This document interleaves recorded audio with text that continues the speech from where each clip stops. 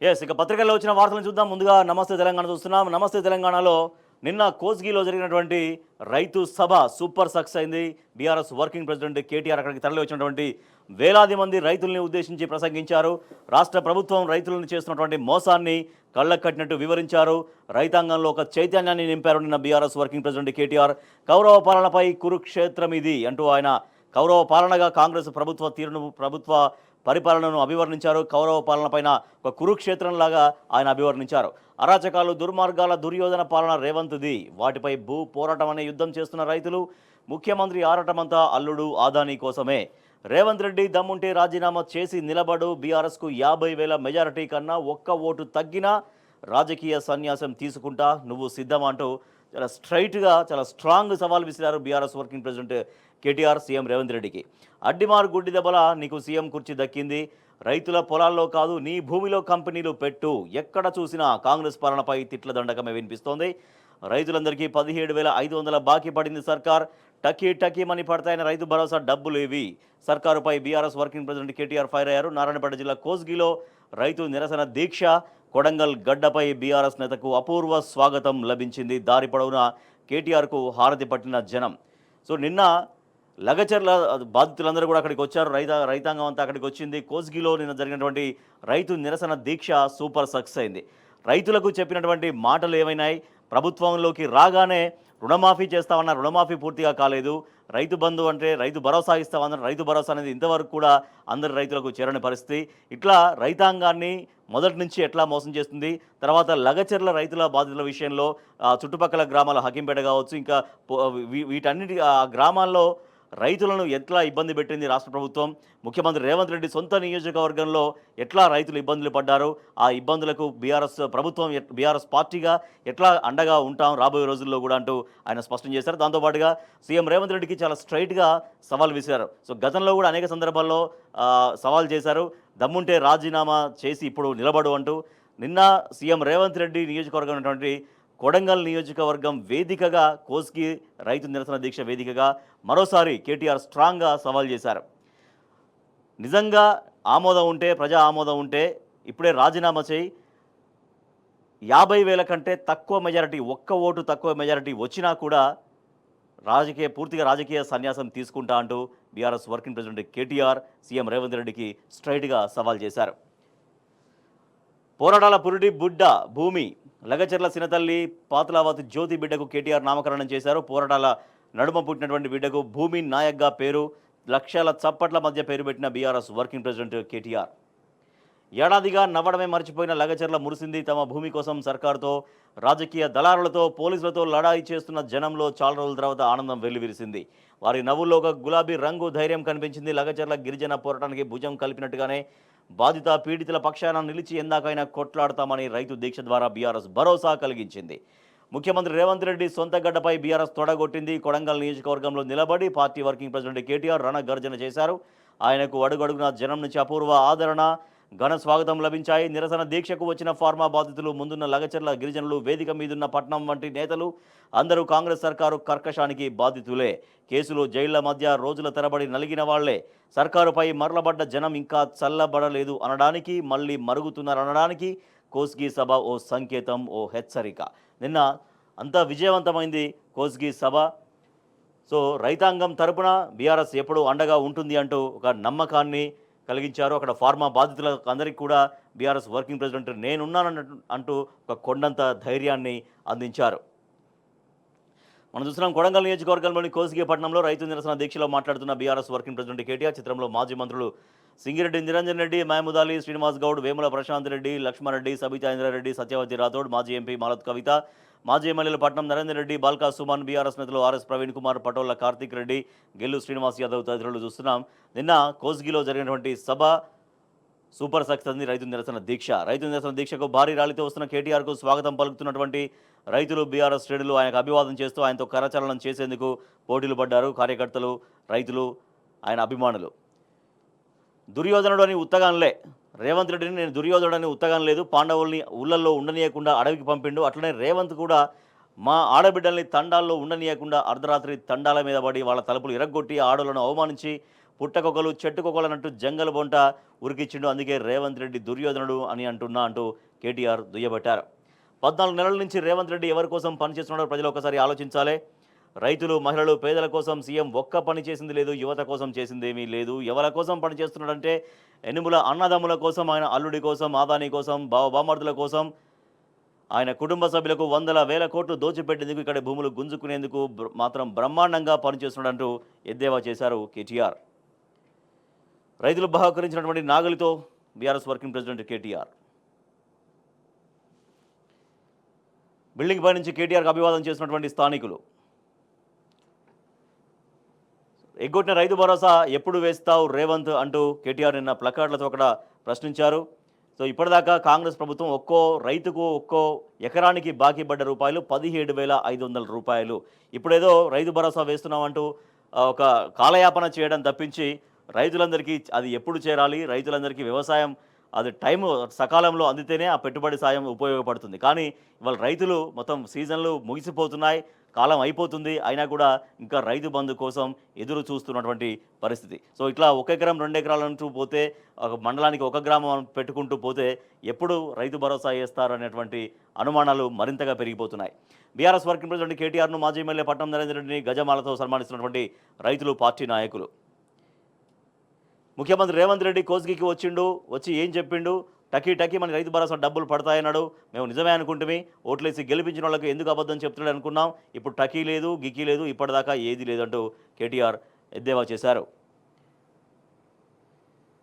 మా కొడంగల్ భూములలో తొండలు కూడా గుడ్లు పెట్టామని రేవంత్ రెడ్డి అన్నాడు కదా, నిజమే అయి ఉండొచ్చని కోస్గికి వస్తుంటే మా సబితక్క, నరేందర్ రెడ్డి అందరం దిగి చూసినాం. లగచర్ల పరిధి ప్రారంభం అని బోర్డు ఉంది. ఎక్కడ చూసినా పచ్చని వరి పంటలు బ్రహ్మాండంగా ఇక్కడి నుంచి అక్కడి దాకా విస్తరించున్నాయి. ముఖ్యమంత్రి అన్నోడు అబద్ధం చెప్తాడా? కొడంగల్ భూములల్లో తొండలు గుడ్లు పెడుతున్నాయా, పంటలు పండుతున్నాయా అంటూ కేటీఆర్ ఆగ్రహంగా ప్రశ్నించారు.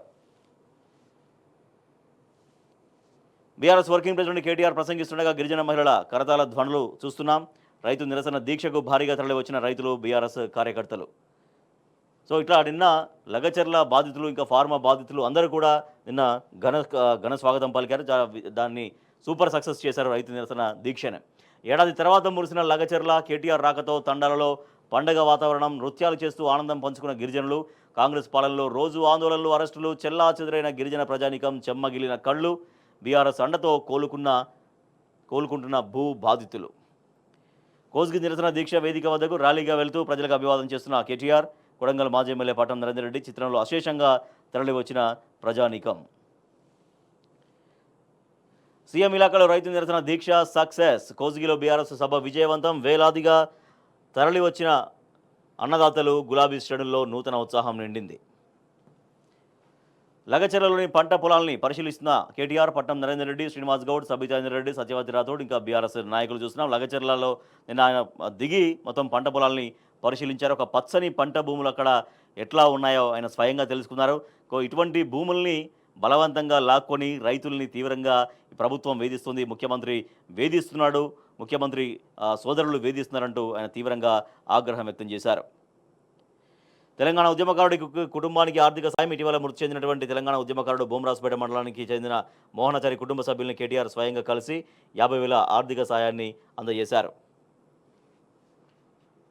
రేవంత్ రెడ్డిపై నమ్మకం పోయింది అంటూ పట్నం నరేందర్ రెడ్డి వ్యాఖ్యానించిన వార్త చూస్తున్నాం. కాంగ్రెస్ పాలనపై ప్రజల్లో విసుగు అంటూ రాజేందర్ రెడ్డి, కొడంగల్ను అవమానిస్తున్న రేవంత్ అంటూ మాజీ మంత్రి నిరంజన్ రెడ్డి, చీఫ్ మినిస్టర్ అంటూ అక్కడ విద్యార్థులు ఆగ్రహం వ్యక్తం చేశారు. సీఎం పైన విద్యార్థులు ఆగ్రహ జ్వాల. ఆయన రేవంత్ రెడ్డి చీఫ్ మినిస్టర్గా కాకుండా చీఫ్ మినిస్టర్గా వ్యవహరిస్తున్నారంటూ విద్యార్థులు నిన్న ఆగ్రహం వ్యక్తం చేసినటువంటి పరిస్థితి చూస్తున్నాం. రంగరాజన్పై దాడి దుర్మార్గం. ఇది రాజ్యాంగంపై జరిగిన దాడి. నిందితుల్ని కఠినంగా శిక్షించాలి. శాంతి భద్రతల పరిరక్షణలో రాష్ట్ర ప్రభుత్వం పూర్తిగా విఫలం. బీఆర్ఎస్ వర్కింగ్ ప్రెసిడెంట్ కేటీఆర్ నిన్న రంగరాజన్తో మాట్లాడుతున్న బీఆర్ఎస్ వర్కింగ్ ప్రెసిడెంట్ కేటీఆర్, మాజీ మంత్రులు సబితాందర్ రెడ్డి, శ్రీనివాస్ గౌడ్, బీఆర్ఎస్ నేత ఆర్ఎస్ ప్రవీణ్ కుమార్.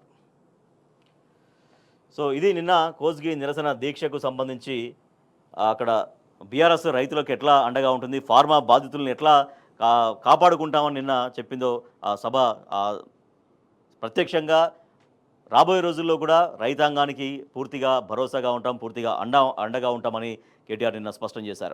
బీసీలకు 42% రిజర్వేషన్లు ఇవ్వాల్సిందే. ఆ తర్వాతే స్థానిక సంస్థల ఎన్నికలు నిర్వహించాలి, లేదంటే ప్రజా యుద్ధానికి బీసీలు సిద్ధంగా ఉన్నారు. కాంగ్రెస్ మాట నిలబెట్టుకోవాలి. దానికోసం బీజేపీ పూనుకోవాలి. బీఆర్ఎస్ సహా అన్ని పక్షాలు రాష్ట్ర సర్కారుపై ఒత్తిడి పెంచాలి. జాతీయ బీసీ కమిషన్ మాజీ చైర్మన్ జస్టిస్ ఈశ్వరయ్య.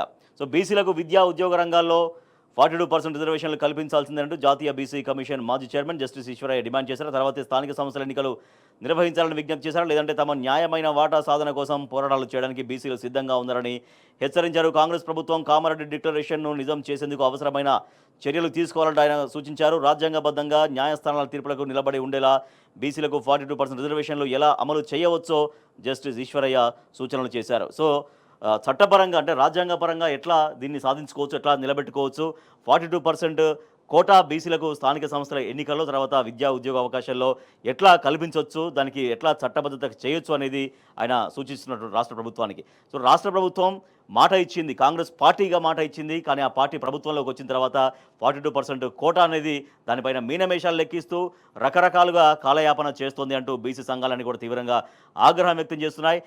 బీసీల జనాభాను తగ్గించి చూపించారు. దాదాపుగా 5.5% బీసీలు ఏమయ్యారో అర్థం కానటువంటి పరిస్థితి. ప్రభుత్వం చేసినటువంటి లెక్క తప్పుల తడక అంటూ దీన్ని ఖచ్చితంగా రీసర్వే చేయాల్సిందే అంటూ ఇప్పటికే బీఆర్ఎస్ పార్టీ డిమాండ్ చేస్తుంది. బీఆర్ఎస్తో పాటుగా అనేక బీసీ సంఘాల నేతలు, బీసీ వర్గాలు కూడా డిమాండ్ చేస్తున్నాయి. 42% కోటా ఇస్తాం, 42% అవకాశాలు కల్పిస్తామనేది స్వయంగా కామారెడ్డి డిక్లరేషన్లో బీసీలకు ఇచ్చినటువంటి అతి పెద్ద మాట. ఆ మాట ఇవాళ నిజం చేయాల్సిందే అంటూ డిమాండ్లు సర్వత్రా వ్యక్తమవుతున్నాయి. 42% వాటా వచ్చే వరకు తగ్గేదే లేదు. పోరాటాల కిల్లా జగిత్యాల నుంచే మహోద్యమం ఆరంభం. 31 సార్లు ఢిల్లీ వెళ్లిన సీఎం రేవంత్ రెడ్డి బీసీ నేతలతో ఎందుకు సమావేశం కావడం లేదు? మేడిగడ్డ లింక్ 1 ఎత్తిపోతల్ని ఉపయోగంలోకి తేవాలి. జగిత్యాల అసెంబ్లీ ఉప ఎన్నిక వస్తే కాంగ్రెస్ పార్టీకి అడ్రస్ ఉండదు. BRS MLC Kalvakuntla Kavitha BRS party Jagtial నియోజకవర్గ కార్యకర్తలతో ఆమె భేటీ అయ్యారు.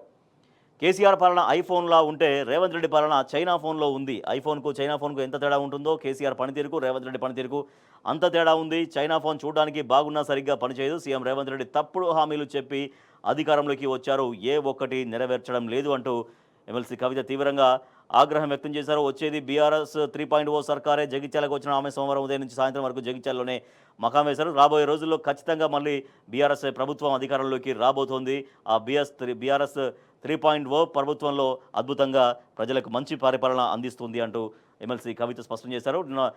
బీసీల విషయంలో 42% కోటా వచ్చే వరకు మాత్రం తగ్గేదే లేదు అంటూ బీసీల పక్షాన ఖచ్చితంగా ఫైట్ చేస్తామంటూ స్పష్టం చేస్తారు. బీసీ రిజర్వేషన్లలో కోత ప్రస్తావన శాతం కన్నా తక్కువే. సర్కారుకు డెడికేటెడ్ కమిషన్ నివేదిక అందించింది. సుప్రీం నిబంధనల మేరకు స్థిరీకరణ. బీసీ నేతల్లో రగిలిన ఆగ్రహ జ్వాల. నేడు బీసీల భవిష్యత్తు కార్యాచరణ ఉంటుందంటూ బీసీ సంఘం నేత జాజుల శ్రీనివాస్ గౌడ్ ఆగ్రహం వ్యక్తం చేస్తున్నారు. స్థానిక సంస్థల్లో బీసీ రిజర్వేషన్లు స్థిరీకరిస్తూ రూపొందించిన నివేదికను dedicated commission chairman Bhusani Venkateswarlu ప్రభుత్వానికి అందజేశారు. సచివాలయంలో ప్రభుత్వ ప్రధాన కార్యదర్శి శాంతికుమార్కి సోమవారం నివేదికను సమర్పించారు. రిజర్వేషన్లపైన సుప్రీంకోర్టు విధించిన 50% సీలింగ్ మార్గదర్శకాలకు అనుగుణంగానే రిజర్వేషన్లు ఖరారు చేసినట్టు తెలుస్తోంది. దీంతో బీసీల రిజర్వేషన్లు గతం కంటే తగ్గినట్లు విశ్వసనీయ సమాచారం. సర్కారుపై బీసీ సంఘాలు ఆగ్రహం వ్యక్తం చేస్తున్నాయి. స్థానిక ఎన్నికల్లో బీసీ రిజర్వేషన్ల అమలు విషయంలో కాంగ్రెస్ సర్కారు వైఖరిపై బీసీ సంఘాలు నేతలు తీవ్రంగా ఆగ్రహం వ్యక్తం చేస్తున్నారు. కామారెడ్డి డిక్లరేషన్లో భాగంగా కులగణన చేసి 42% రిజర్వేషన్లు కల్పిస్తామని కాంగ్రెస్ ప్రభుత్వం హామీ ఇచ్చింది. ఆ మేరకు డెడికేటెడ్ కమిషన్ నివేదిక సమర్పిస్తుందని సంఘాల నేతలు ఆశించారు. కానీ ప్రభుత్వం ఇప్పటికే 42% రిజర్వేషన్ కల్పన సాధ్యం కాదని, పార్టీ పరంగానే సీట్లను కేటాయిస్తామని ప్రకటించడంతోనే బీసీ సంఘ నేతల్లో ఆగ్రహం కట్టలు తెంచుకున్నటువంటి పరిస్థితి. బీసీల అనుమానం నిజమైంది. సర్కారు మోసం బయటపడింది. ఏడాదిగా ఊరిస్తూ వచ్చిన సర్కార్ బీసీలను నయవంచనకు గురి చేసింది. స్థానిక సంస్థల ఎన్నికల్లో 42% రిజర్వేషన్ హామీని అటుంచితే కనీసం గత ఎన్నికల్లో ఇచ్చిన రిజర్వేషన్ల కంటే కూడా తక్కువ శాతమే ఇచ్చేందుకు సిద్ధమైనట్టు తేలింది. దీంతో తాము మోసపోయామని తెలుసుకున్న బీసీలు ఇక పోరాటమే శరణ్యమని నిర్ణయించుకున్నారు. మంగళవారమే భవిష్యత్తు కార్యాచరణను ప్రకటించేందుకు రంగం సిద్ధం చేసుకున్నారు. డెడికేటెడ్ కమిషన్ నివేదిక పైన గోప్యం ఎందుకు? వక్లాభరణం కృష్ణమోహన్ రావు ఆగ్రహం వ్యక్తం చేస్తున్నారు. డెడికేటెడ్ కమిషన్ నివేదికను గోప్యంగా ప్రభుత్వానికి అందించడంపై బీసీ కమిషన్ మాజీ చైర్మన్ వక్లాభరణం కృష్ణమోహన్ రావు అభ్యంతరం తెలిపారు. ఈ మేరకు సోమవారం ఒక ప్రకటన విడుదల చేశారు. బీసీ సంఘాల ప్రతినిధులు, మేధావులు వెలువరించిన అంశాలను పరిష్కరించిన తర్వాతే కమిషన్ నివేదికను తీసుకుంటామని బీసీ సంక్షేమ శాఖ మంత్రి పొన్నం ప్రభాకర్ హామీ ఇచ్చారని గుర్తు చేశారు. కానీ దాన్ని నిలబెట్టుకోకపోవడం అంటే బీసీలను నమ్మించి నట్టేట ముంచడమేనంటూ ఆయన పేర్కొన్నారు. రైట్, ఇక మరొక వార్త చూస్తే పార్టీ ఫిరాయింపు ఎమ్మెల్యేలు బీఆర్ఎస్లో గెలిచి కాంగ్రెస్ పార్టీలో చేరినటువంటి ఎమ్మెల్యేల విషయంలో నిన్న సుప్రీంకోర్టు మరోసారి చాలా తీవ్రంగా సీరియస్గా రియాక్ట్ అయింది. అసెంబ్లీ కార్యదర్శికి ఆదేశాలు జారీ చేసింది. దాదాపుగా 10 నెలలు మీకు ఫిర్యాదు అంది, 10 నెలలు గడిచిపోయింది. అయినా కూడా ఇప్పటిదాకా ఒక నిర్ణయం తీసుకోలేదు. మళ్ళీ ఇప్పుడు రీజనబుల్ టైం అడుగుతున్నారు. అసలు రీజనబుల్ టైం అంటే ఎంత అనేది సుప్రీంకోర్టు చాలా సీరియస్గా ప్రశ్నించింది. రీజనబుల్ టైం అంటే ఎంత? మీ డిక్షనరీ చూసి చెప్పండి. ఇప్పటికే 10 నెలలు గడిచింది, ఇంకా గడువు కావాలా? ఇది ప్రజాస్వామ్య హక్కుల అంశమని గుర్తుంచుకోవాలి. ఫిరాయింపు ఎమ్మెల్యేల అనర్హత కేసులో సుప్రీంకోర్టు ప్రశ్న, 4 రోజుల వివరణ ఇవ్వాలని అసెంబ్లీ కార్యదర్శికి ఆదేశం. విచారణ 18కి వాయిదా వేసినటువంటి అత్యున్నత న్యాయస్థానం. సముచిత సమయం అంటే ఎంతకాలమో డిక్షనరీ చూసి చెప్పాలంటూ పార్టీ ఫిరాయించిన బీఆర్ఎస్ ఎమ్మెల్యేలపై దాఖలైన కేసులో సుప్రీంకోర్టు వ్యాఖ్యానించింది. ఫిర్యాదు అందుకుని ఏకంగా 10 నెలలు గడిచిన తర్వాత కూడా వివరాలు తెలుసుకొని చెప్పేందుకు గడువు కావాలని కోరడం ఏమిటి అంటూ ఆక్షేపించింది. మనం ప్రజాస్వామ్యంలో ఉన్నామని గుర్తుంచుకోవాలంటూ వ్యాఖ్యానించింది. ఇది ప్రజాస్వామ్య హక్కుల అంశం అంటూ గుర్తు చేసింది. చట్టసభకు ఒక పార్టీ తరపున గెలుపొంది మరో పార్టీలోకి ఫిరాయించిన ఎమ్మెల్యేల మీద చర్యలు తీసుకునే విషయమై కాలయాపన సబబు కాదు అంటూ హితవు చెప్పింది. ఇది సుప్రీంకోర్టు పార్టీ ఫిరాయించిన ఎమ్మెల్యేల విషయంలో చేసినటువంటి వ్యాఖ్యలు. సో ప్రతి ఒక్కరు కూడా వెయిట్ చేస్తున్నారు. ఖచ్చితంగా ఉప ఎన్నికలు వస్తాయి. ఆ 10 మంది ఎమ్మెల్యేల పైన ఎవరైతే పార్టీ ఫిరాయించారో ఆ 10 మంది ఎమ్మెల్యేల పైన ఖచ్చితంగా అనర్హత పడుతుంది, ఆ వేటు పడుతుంది. దానికోసం బీఆర్ఎస్ లీగల్గా ఉన్నటువంటి అన్ని అంశాలని పరిశీలిస్తోంది. ఖచ్చితంగా లీగల్ ఫైట్ చేస్తుంది. రాబోయే రోజుల్లో ఉప ఎన్నికలు వస్తాయి. చాలా తొందరలోనే ఉప ఎన్నికలు వస్తాయి. తెలంగాణలో 10 ఎవరైతే పార్టీ ఫిరాయించినటువంటి స్థానాల్లో ఆ ఉప ఎన్నికలు వస్తాయంటూ ఇప్పటికే బీఆర్ఎస్ పార్టీ క్యాడర్ను కూడా సిద్ధం చేస్తున్నటువంటి పరిస్థితి. రైట్, ఇక కాలేజీల్లో తెలంగాణ దేశంలోనే నెంబర్ 2 2021-22 లెక్కలతో నీతి ఆయోగ్ నివేదిక. కేసీఆర్ పాలన సాధించిన మరో ఘనత ఇది. ప్రతి 1,00,000 మంది విద్యార్థులకు అత్యధిక కాలేజీలున్న రాష్ట్రాల్లో 2వ స్థానంగా తెలంగాణ నిలిచింది. గ్రాస్ ఎన్రోల్మెంట్ రేషియోలో 5వ స్థానం. రాష్ట్రాల్లో ఉన్నత విద్యపైన సమగ్ర నివేదిక. ఇది 2021-22 లెక్కలతో నీతి ఆయోగ్ నివేదిక సమర్పించింది. సో అప్పుడు బీఆర్ఎస్ పరిపాలన, కేసీఆర్ పరిపాలన, దాంట్లో విద్యలో ఎట్లా కాలేజీలను ఎట్లా నెలకొల్పింది, కాలేజీ విద్య ఎట్లా అందించింది అంటూ కేసీఆర్ పాలన సాధించినటువంటి మరో ఘనతగా దీన్ని చూడొచ్చు. ఆర్ఎంపీలకు కాంగ్రెస్ అన్యాయం. మేనిఫెస్టో హామీలు విస్మరించింది ప్రభుత్వం. వారి మీద కేసులు పెట్టి బతుకు తెరువుకు దూరం చేస్తోంది. ఢిల్లీలో రేవంత్కు నో అపాయింట్మెంట్. స్థానిక ఎన్నికల్లో కాంగ్రెస్కు బుద్ధి చెప్పాలి. ఆర్ఎంపీ పీఎంపీల మహా ధర్నాలో మాజీ మంత్రి హరీష్ రావు మండిపాటు. హరీష్ అన్న బతకలేకపోతున్నాం, మీ కాంగ్రెస్ పాలన మాకొద్దు, స్కూల్ ఫీజులు ఇంటి కిరాయి కట్టలేక అవస్థపడుతున్నాం. హరీష్ రావుతో గోడు వెళ్లబోసుకొని ఆటో డ్రైవర్ మల్లయ్య కన్నీళ్లు. రోడ్డున పడ్డామని ఆవేదన. మల్లయ్య కష్టం కలిసివేసిందన్న హరీష్. ఆటో డ్రైవర్ల సమస్యలు తీర్చాలని ముఖ్యమంత్రి రేవంత్కు ఆయన సూచన చేశారు. హరీష్ అన్న దుకాణాలు కూలగొడుతున్నారు. మాజీ మంత్రి ఎదుట గోడు వెళ్లబోసుకున్న బాధితులు. 28 ఏళ్ల నుంచి ఉన్న దుకాణాలని కూల్చివేత. కారు దిగొచ్చి కమిషనర్తో మాట్లాడిన హరీష్ పేదల బతుకులు కూల్చొద్దంటూ ఆయన ప్రభుత్వానికి సూచించారు. సర్కారు, ఆర్టీసీ, జేఏసీ మధ్య చర్చలకు బ్రేక్. మార్చి 8 వరకు ఎమ్మెల్సీ ఎన్నికల కోడ్ నేపథ్యంలో వాయిదా. ప్రభుత్వం యాజమాన్యం తీరుపై ఆర్టీసీ, జేఏసీ ఆగ్రహం. న్యాయవాదులతో చర్చించాక భవిష్యత్తు కార్యాచరణ ప్రకటిస్తామని వెల్లడి. చివరి రోజు నామినేషన్ల విలువ. పట్టభద్రుల స్థానానికి 51 నామినేషన్లు, ఉపాధ్యాయ స్థానాలకు 26 దాఖలైనాయి. అన్ని స్థానాలకు కలిపి మొత్తం 140 నామినేషన్లు. ఎమ్మెల్సీ ఎన్నికల్లో ప్రాధాన్యత ఓట్లే కీలకం. టీచర్ ఎమ్మెల్సీ అభ్యర్థుల దిశ మార్చేది ఈ ఓట్లే. టీచర్ ఎమ్మెల్సీ పోరు రసవత్తరం. మొదటి ప్రాధాన్యత ఓట్లతో బయటపడడం కష్టమే. ముగిసిన నామినేషన్ల స్వీకరణ. రైట్, అయితే పక్కన మరొక వార్త మనం చూస్తున్నాం. కరెంటు కోతలు తప్పవా? రికార్డు స్థాయిలో 16,000 మెగావాట్లు దాటిన విద్యుత్ డిమాండ్. 5 రాష్ట్రాల నుంచి విద్యుత్ కొనాల్సిన దుస్థితి. నేడు విద్యుత్ అధికారులతో సమీక్షించనున్న డిప్యూటీ సీఎం. రాష్ట్రంలో విద్యుత్ కోతలు తప్పవా అంటే ప్రస్తుత పరిస్థితులు అవుననే స్పష్టం చేస్తున్నాయి. రాష్ట్రంలో ఏడాదికేడాది విద్యుత్ డిమాండ్ పెరిగిపోతుంది. ఈ క్రమంలోనే ఈ నెల 7న అత్యధిక రికార్డు స్థాయిలో 15,920 మెగావాట్ల విద్యుత్ డిమాండ్ నమోదైంది. సో దీంతో ఇక సమ్మర్, ఇంకా ఫుల్ సమ్మర్ స్టార్ట్ అయితే పరిస్థితి ఏంటి అనేది ఇప్పుడు అతిపెద్ద సవాల్ రాష్ట్ర ప్రభుత్వానికి. సో దీంతో కరెంటు కోతలు తప్పేలా లేవు అనేది అర్థమైపోతుంది. ఇప్పుడు ఫిబ్రవరిలోనే ఉన్నాం, ఇంకా మార్చి, ఏప్రిల్, మే నాటికి ఆ విద్యుత్ డిమాండ్ ఇంకా గణనీయంగా చాలా హై పీక్ లెవెల్కి పోతే నిజంగా కరెంటు సరఫరా ఈ ప్రభుత్వం చెయ్యలేని పరిస్థితి కనిపిస్తోంది. సో ఇప్పటికే ఇక కరెంటు కోతలు అనేవి అక్కడక్కడ మొదలవుతున్న తరుణంలో ఇక పూర్తి ఎండాకాలంలో కరెంటు కోతలు మరింత భయంకరమైనటువంటి కరెంటు కోతలు ఉండే అవకాశం ఉందనేటువంటి ఒక ఆందోళన, ఒక భయం వ్యక్తమవుతోంది.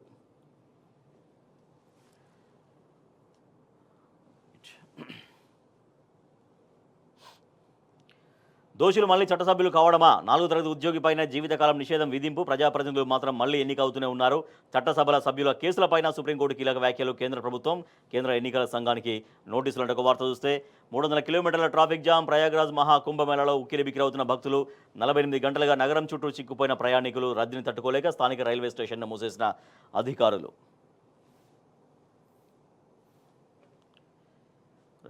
అమెరికా బాటలోనే యూకే. అక్రమ వలసదారుల కోసం జల్లెడ. జనవరిలోనే 609 మంది అరెస్టు. భారతీయ రెస్టారెంట్లపై ప్రత్యేక దృష్టి అంటూ ఒక వార్త మనం చూడొచ్చు. ఇక మిగతా వార్తలు చూస్తే గోల్డ్ రేటుకి సంబంధించి గోల్డ్ హై జంప్. ఒక్కరోజే 2430 రూపాయలు ఎగిసిన తులం ధర ఆల్ టైమ్ హైని తాకుతూ 88,500కు చేరిక అంటూ గోల్డ్ రేటుకి సంబంధించిన వార్త ఒకటి చూడొచ్చు.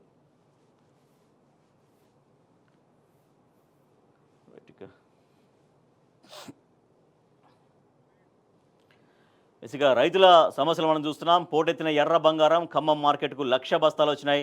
జెండా పాటలో క్వింటాల్కు 14,000 అంటూ వార్త చూస్తే గుండెపోటుతో మిర్చి రైతు మృతి. దిగుబడులు రాక మనస్తాపం. అప్పుల బాధ తట్టుకోలేక గుండెపోటు. మహబూబాబాద్ జిల్లా సీతంపేటలో ఈ విషాదం చోటు చేసుకుంది. సాగునీటి కోసం కలెక్టరేట్కు 9వ ప్యాకేజీ కెనాల్ బాధిత రైతులు. చెరువులు నింపాలని కలెక్టర్కు విన్నపమని ఒక వార్త చూస్తున్నాం. గోదావరి జలాల కోసం రైతుల ఆందోళన. ఎస్ఆర్ఎస్పీ ఎస్సీ కార్యాలయం ఎదుట ధర్నా అని ఒక వార్త చూస్తే కాంగ్రెస్ సర్కారుపై బగ్గుమన్న రైతాంగం. రైతులు. నర్సంపేట నియోజకవర్గ వ్యాప్తంగా బీఆర్ఎస్ ఆధ్వర్యంలో నిరసనలని వార్త చూస్తున్నాం. మరొక వార్త చూస్తే బీర్ల ధరలు 15% పెంపు. ధరల సవరణకు ప్రభుత్వం అనుమతి. 20 నుంచి 30 రూపాయల వరకు పెరిగే అవకాశం. బీర్ల కంపెనీల ఒత్తిడికి తలొగ్గిన సర్కార్. మద్యం ప్రియులకు రాష్ట్ర ప్రభుత్వం షాక్ ఇచ్చింది. బీర్ల ధరల్ని 15% పెంచుకునేందుకు అనుమతిస్తూ సోమవారం ఉత్తర్వులు జారీ చేసింది. సో దీంతో బీర్ల ధర 20 రూపాయల నుంచి ఒక్కొక్క బీరు 20 రూపాయల నుంచి 30 రూపాయల వరకు పెరిగే అవకాశం ఉంది. సో అంటే ఒక విమర్శ కూడా వస్తుంది. ప్రభుత్వం ఆదాయ మార్గాన్ని పెంచుకోవడం కోసం కేవలం అంటే ఎక్సైజ్ ఆదాయాన్ని పెంచుకోవడం కోసం ఈ రకంగా చేస్తోంది. ఇట్లా దీనిపైన ఈ శాఖ పైన ఎక్సైజ్ శాఖ పైన ఆదాయాన్ని పెంచి ఆదాయాన్ని అంటే ఇన్కమ్ కోసం ఈ రకంగా బీర్ల ధరలు పెంచింది అంటూ ఒక అభిప్రాయం వ్యక్తమవుతున్నటువంటి పరిస్థితి. సో గతంలో ముఖ్యమంత్రి రేవంత్ రెడ్డి కాకముందు అంటే ముఖ్యమంత్రి కాకముందు కాంగ్రెస్ నాయకుడిగా పీసీసీ చీఫ్గా ఇట్లా మద్యం ధరల విషయంలో అనేక సార్లు విమర్శలు చేసేవారు. అనేక సందర్భాల్లో మద్యం గురించి మాట్లాడేవారు. కానీ ఇవాళ మళ్ళీ ఎక్సైజ్ డిపార్ట్మెంట్ పైనే ఆధారపడిన పరిస్థితి. రాష్ట్రానికి ఆదాయ మార్గం ఎక్సైజ్ శాఖని అంటూ ఇవాళ బీర్ల ధరలు పెంచి మద్యం ప్రియులకు షాక్ ఇచ్చినటువంటి ఈ వార్త మనం చూస్తున్నాం. రైట్గా మిగతా పత్రికల్లో చూస్తే సాక్షిలో చూస్తే మేము చూస్తూ ఊరుకోం. మనం ప్రజాస్వామ్యంలో ఉన్నాం. రాజకీయ పార్టీల హక్కులకు ఇబ్బంది కలుగుతుంటే ఒప్పుకోం. నిర్ణయం తీసుకోవడానికి ఏదైనా గడువు ఉండాలి కదా. బీఆర్ఎస్ నుంచి ఎమ్మెల్యేల ఫిరాయింపు కేసులో సుప్రీంకోర్టు చాలా ఘాటుగా చేసినటువంటి వ్యాఖ్యలకు సంబంధించిన వార్త చూస్తే ఆంధ్రజ్యోతిలో నేర ప్రజాప్రతినిధులపైన శాశ్వత నిషేధం అనే ఒక వార్త చూస్తే 3 వారాల్లోగా మీ అభిప్రాయం చెప్పండి. కేంద్రానికి ఈసీకి సుప్రీం ఆదేశం. తగినంత అంటే ఇంకెంత. స్పీకర్ దృష్టిలో సహేతుకత సమయం అంటే ఎంత. ఆ విషయం ఆయన దగ్గరకు వెళ్ళి 10 నెలలు అవుతుంది. బీఆర్ఎస్ పార్టీ ఎమ్మెల్యేల పార్టీ ఫిరాయింపు కేసుపై సుప్రీం వ్యాఖ్య. తదుపరి విచారణ 18కి వాయిదా అంటూ ఒక వార్త చూస్తే Telangana today KTR dares Revanth for bypoll అనే వార్త చూస్తున్నాం. Likened situation in Kodangal to Kurukshetra war. Accuses CM of misusing power అంటూ వార్త చూస్తున్నాం.